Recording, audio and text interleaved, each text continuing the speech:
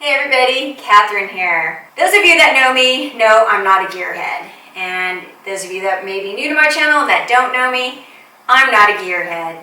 Gear for me is just something to help me survive out in the wilderness and just something that functions for me, and I don't really change out my gear a whole lot. I do tend to try to watch the weight of my gear just because I try to keep my pack weight in the about 25-pound range, including food and water, because that's kind of my comfort zone.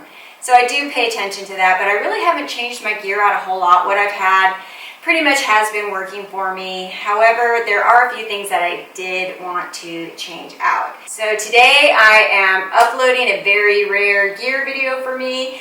I'm ready to kick off my backpacking season for 2019 very shortly here on my first trip to the Grand Canyon. This trip will be the trial run for a couple of these items, and it'll be the first time I'll be using them. For quite some time now, I've been thinking about changing out my water filtration system.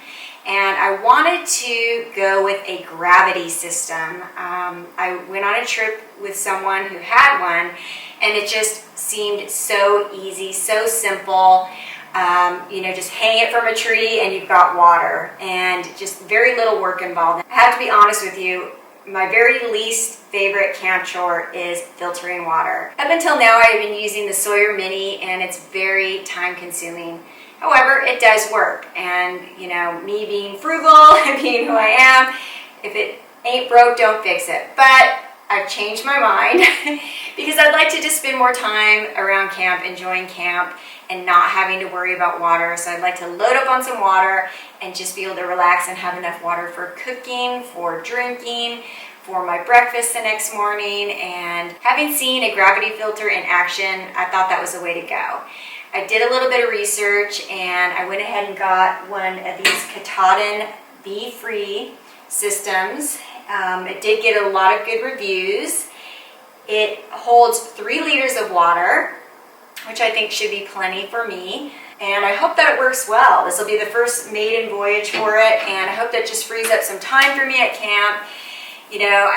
Getting up in the morning when it's cold and having to go get more water and put your hands in that cold water, I want to try to avoid that. I'll have my water ready to go in the morning for my coffee, which is very important to me, and I'm hoping that it works out well. Really interested to hear if any of you have experience with this water filtration system and hear your feedback. So go ahead and leave a comment below. The other thing that I changed out is I finally got an Ursack. Now, Ursacks are nothing new. I'm sure a lot of you know what they are. It's basically a bear bag. It's another way of storing food. They claim that this material is bulletproof, and bears cannot get into your food.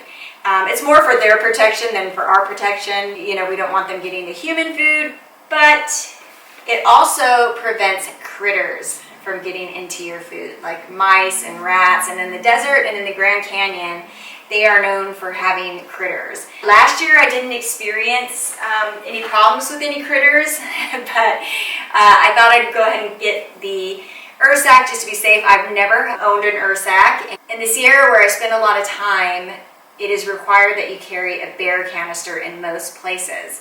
However, they are changing that, and the Ursack is becoming more widely accepted. In fact, on my last solo backpacking trip, I was told by the ranger at the ranger station in the Mammoth Lakes area, they now allow you to carry Ursacks instead of the bear canister.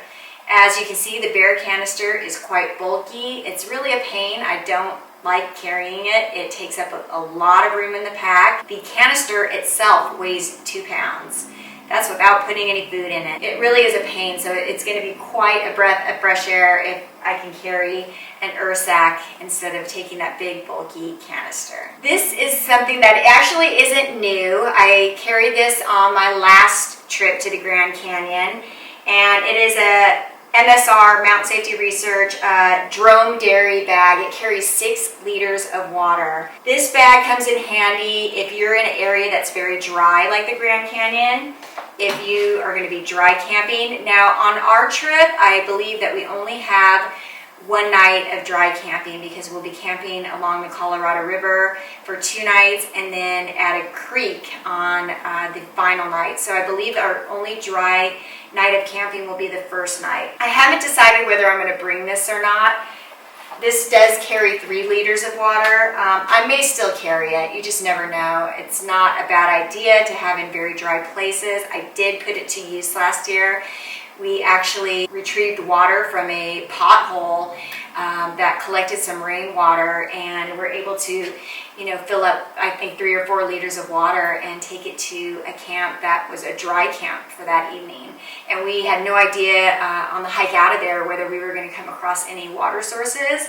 So it did come in very handy, and I would recommend it if you know you're going to be in a dry area and you may have miles and miles to go in between water sources. It's a lot more weight on your back. However, the alternative could be dying of dehydration. So when you're in dry areas, you're just going to have to know that you'll probably have to carry more water. Lastly, something that I'm considering bringing on this trip is paracord. It's really not a bad thing to carry on any trip, but this trip in particular, I thought we may bring it because we will have some challenging portions of the trip. We will be doing a Class 4 climb of a vertical wall, and I thought it might be a good idea just to have it in case we needed it to hoist a pack up if we didn't want to wear a pack. It's just not a bad idea when you're doing some climbing just to have something just in case in an emergency. Hopefully we won't have to use it, but it will be nice to have it in case we do. That's it, guys. Just a very rare gear video for me, just to share a couple new pieces that I got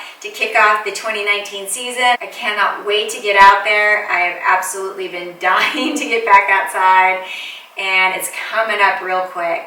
So we'll catch you out there, and that video will probably be the next adventure video you'll see, so stay tuned.